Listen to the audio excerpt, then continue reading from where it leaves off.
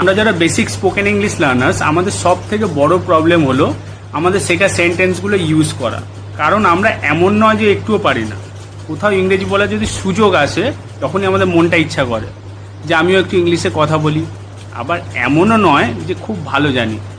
যদি কেউ আমাদের ইংরেজি কথার উত্তরে অন্য কোনো ইংরেজি সেন্টেন্স বলে দেয়, সেখানে আমরা ভয় পাই যে তার উত্তর কী দেবো।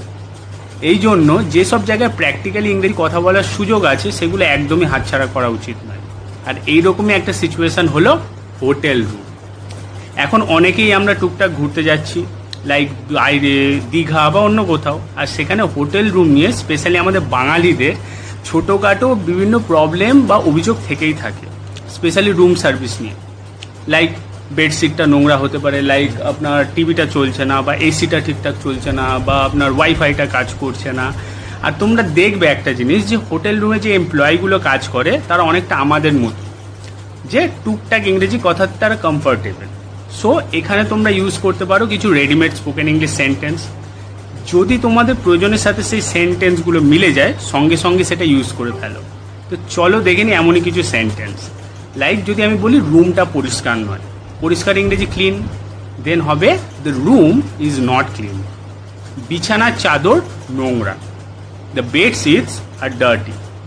বাথরুমটা পরিষ্কার নয়, the bathroom is not clean.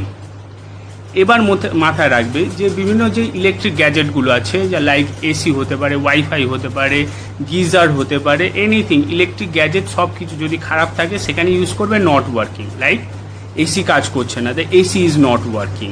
Wifi কাজ করছে না, the wifi is not working. Geyser কাজ করছে না, the geyser is not working. গরম জল নেই, there is no hot water. এই রুমটা খুব শব্দ করছে, লাইক এসিটা কোনো খারাপ জন্যই তো কারণে আওয়াজ করতে পারে, তখন তোমরা ইউজ করবে the room is too noisy. Room service খুব ধীরে হচ্ছে, the room service is very slow. And finally যদি আমরা চেঞ্জ করার কথা বলি রুমটাকে, তাহলে এই সেন্টেন্সটা তোমরা ইউজ করতে পারবে, could you please change my room. আপনি কি আমার রুমটা পরিবর্তন করতে পারবেন?